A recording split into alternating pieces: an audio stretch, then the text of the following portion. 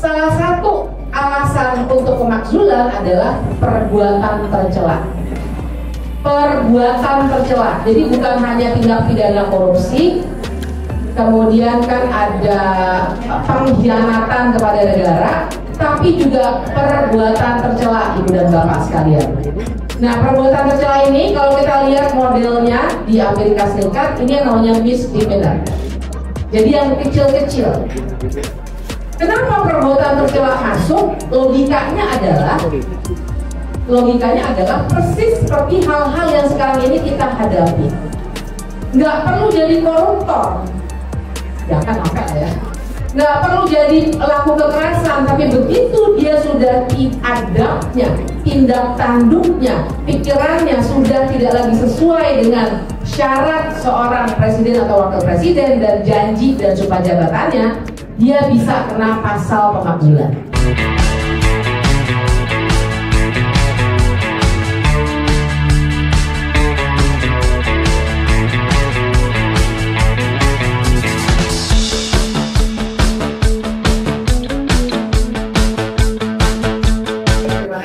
Selamat siang, Assalamualaikum warahmatullahi wabarakatuh.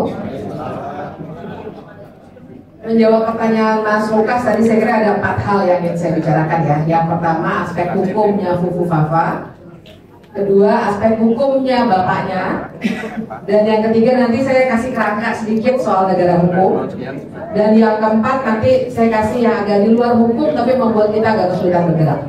Nah, jadi pertama aspek hukum Fufu Fafa. Jadi kalau persoalannya tadi sudah diurai dengan sangat baik ya, jadi saya nggak akan mengulang. Tadi sudah banyak sekali yang ditampilkan, semua bukti dan lain sebagainya, dan saya setuju dengan Mas Dedi bahwa pasti Pak Prabowo bukan nggak tahu, ya nggak mungkin lah, kan semua aparat negara itu lapornya kepada presiden pada akhirnya, dan sebelum itu pun kita semua paham bahwa tangan-tangan dan jaringannya Pak Prabowo juga sangat kuat pun sebelum jadi presiden. Jadi kalau dia nggak tahu ya nggak mungkin. Nah, jadi pertanyaannya adalah kenapa sampai sekarang dan sampai pelantikan belum ada tindakan apapun dari kekuasaan itu sendiri. Nah, jadi Ibu dan Bapak sekalian, saya ingin membahasnya pertama-tama dari aspek timeline dulu deh. Dari segi timeline, jangan lupa bahwa besok kita masih punya kerjaan politik yang namanya nyoblos pilkada. Dan kita semua tahu pilkada ini juga luar biasa, nggak kaleng-kaleng. Ini semua, maksud saya pilkada serentak yang luar biasa banyak. Dan sangat kelihatan tuh antara yang didukung oleh kekuasaan, bahkan kalau saya hobinya sambil jogging tuh dengerin bocor alus ya. Jadi saya denger bocor alus yang Sabtu kemarin tuh ada acara di mana ada yang ke Solo lah gitu berkonsultasi, dan kemudian setelah itu sampai ada yang sudah beredar ya surat, bayangkan sudah nggak malu-malu bahkan untuk mengeluarkan surat resmi pakai kom, walaupun komnya bukan gambar Garuda tapi nama, tapi kan artinya ada yang memang sedang betul-betul dipertaruhkan paling tidak sampai besok atau sampai semua kepala daerah selesai urusannya, bahkan di Mahkamah Konstitusi. Jangan lupa nanti ada sengketa pilkada kan segala macam. Nah, jadi itu satu ya, timeline pertama. Timeline 1B-nya adalah kalau kita semua melihat, kita selalu ngitung 100 hari 100 harinya, Ibu dan Bapak sekalian dan kawan-kawan, kita harus hitung dengan memperhitungkan pilkada, tapi juga dengan memperhitungkan aspek-aspek lainnya untuk menjaga supaya ada kestabilan politik, paling tidak di mata pemerintah yang sekarang.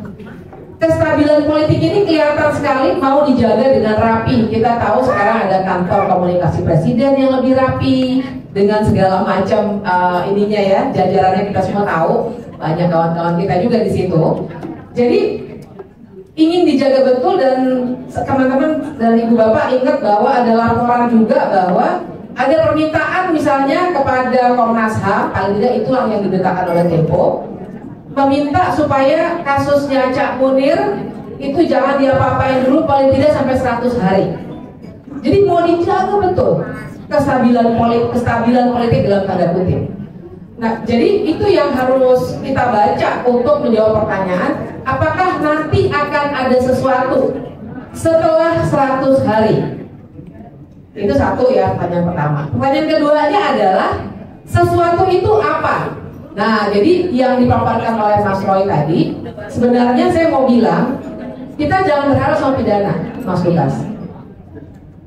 Karena kalau pidana, kita nggak akan, kita mau pakai apa? Pasal apa?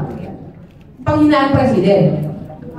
Pembuktiannya luar biasa. Ibu Bapak ngomong-ngomong soal itu ya, saya tuh baca putusannya Bawaslu ketawa tuh, yang apa tuh bikin video tuh katanya nggak bisa kena karena kalau dibuatnya videonya hari Minggu katanya gitu ya.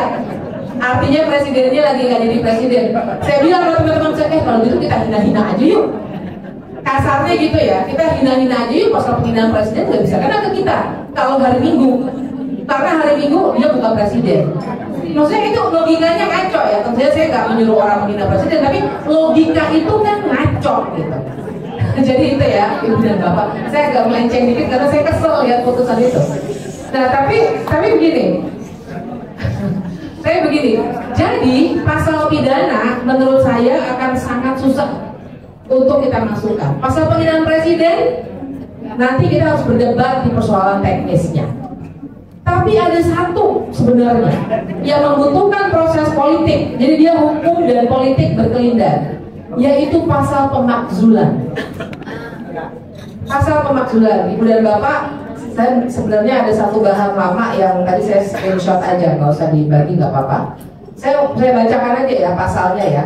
Ada pasal 7B dalam konstitusi kita yang bilang bahwa, saya bacakan aja ya Ibu Bapak ya. Pasal 7B ini bilang bahwa 7A-nya dulu, presiden dan wakil presiden dapat diberhentikan. Presiden dan atau, bukan hanya presiden, tapi juga wakil presiden dapat diberhentikan oleh MPR atas usul DPR karena melakukan apa sajakah itu. Nah ini yang menarik, pasalnya bilang bahwa pasal ini saya agak ini nih lihatnya nih, karena saya screenshot. Intinya adalah salah satu alasan untuk pemakzulan adalah perbuatan tercela. Perbuatan tercela. Jadi bukan hanya tindak pidana korupsi, kemudian kan ada pengkhianatan kepada negara, tapi juga perbuatan tercela, Ibu dan Bapak sekalian. Nah, perbuatan tercela ini kalau kita lihat modelnya di Amerika Serikat, ini yang namanya misdemeanor. Jadi yang kecil-kecil. Kenapa perbuatan tercela masuk? Logikanya adalah persis seperti hal-hal yang sekarang ini kita hadapi.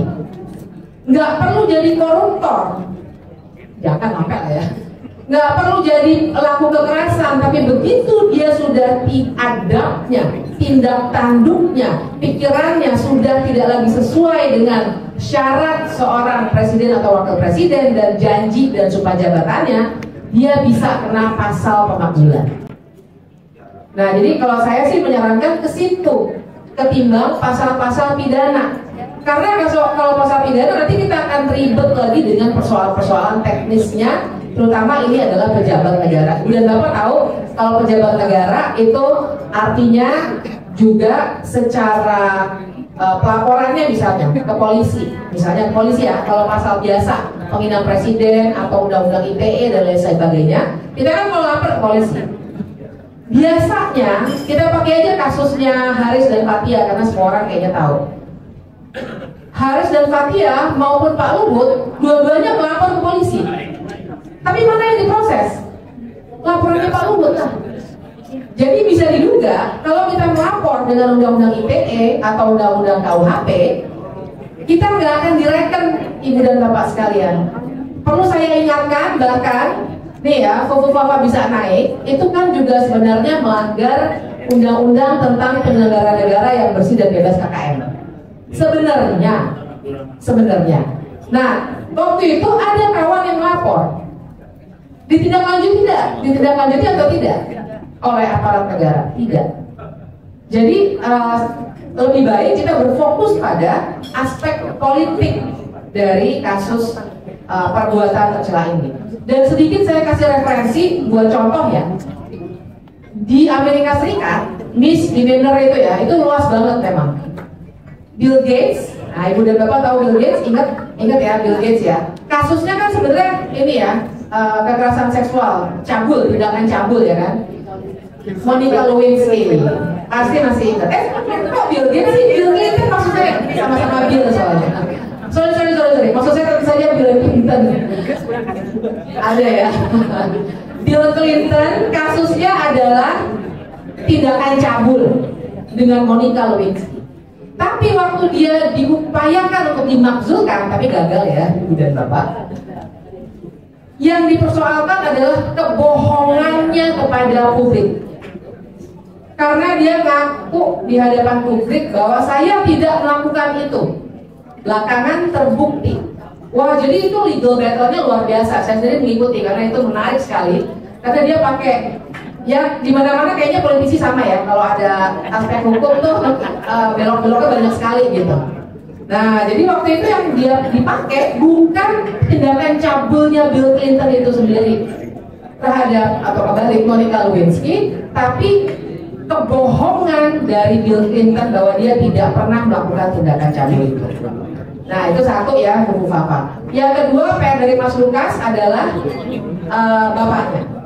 Nah, kalau bapaknya saya kira saya sudah banyak ya, dan sekarang persoalannya gini. Tentu saja kita tidak lagi bisa pakai pasal 7A itu karena Jokowi bukan lagi presiden.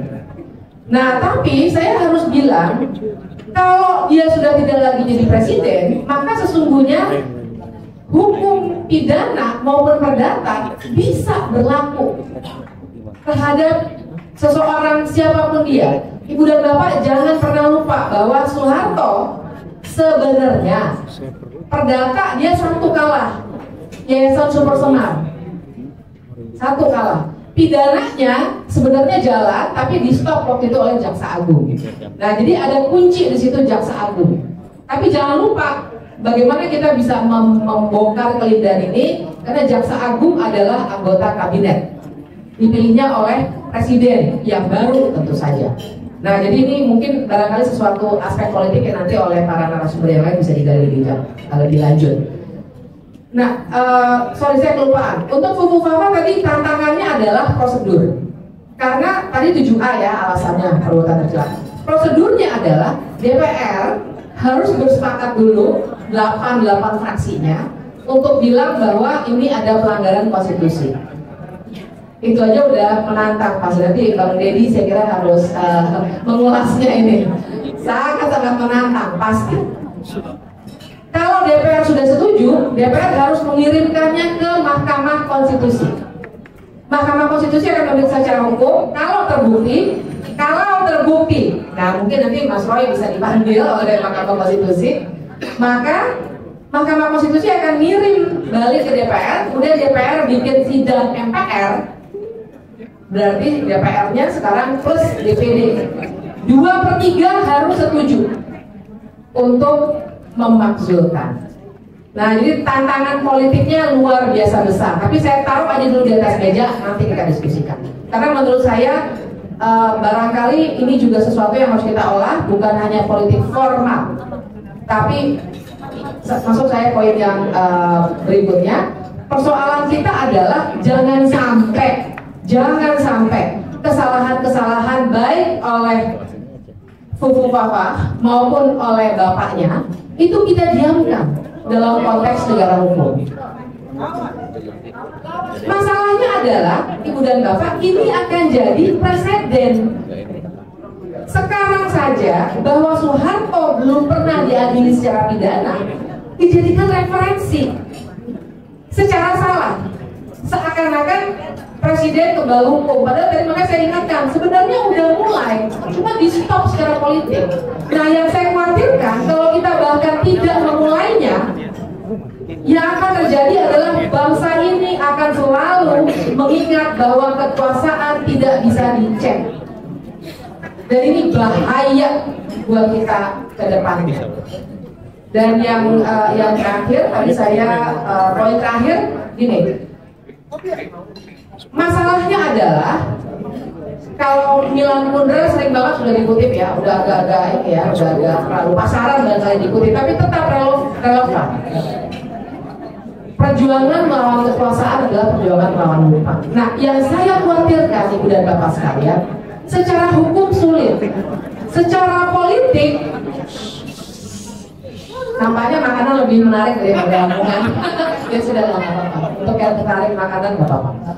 Tapi saya mau bilang, yang saya khawatirkan kalau hal ini tidak kita narasikan terus-menerus, ini akan tenggelam. Bukan hanya secara hukum, di media sosial sampai udah ada yang nyela-nyela, oh Fufu Fafa itu Roy Suryo gitu kan. Itu kecil-kecil Ibu dan Bapak. Tapi nanti kita bisa tanya lagi sama Mas Roy, bagaimana peternakan buzzer itu jalan terus. Barangkali di sini juga ada. Nah, tapi saya nggak soal kalau pada kita, saya kira kita semua udah biasa dengan itu. Persoalannya adalah sebagai bangsa. Kalau adik-adik kita, anak-anak kita, cucu kita sampai 10-20 tahun kemudian selalu percaya bahwa kekuasaan tidak bisa diawasi, tidak bisa kena akibat hukum dan politik, bangsa ini lama-lama tidak akan bisa punya negara hukum. Dan menurut saya itu yang paling penting. Ya, terima kasih.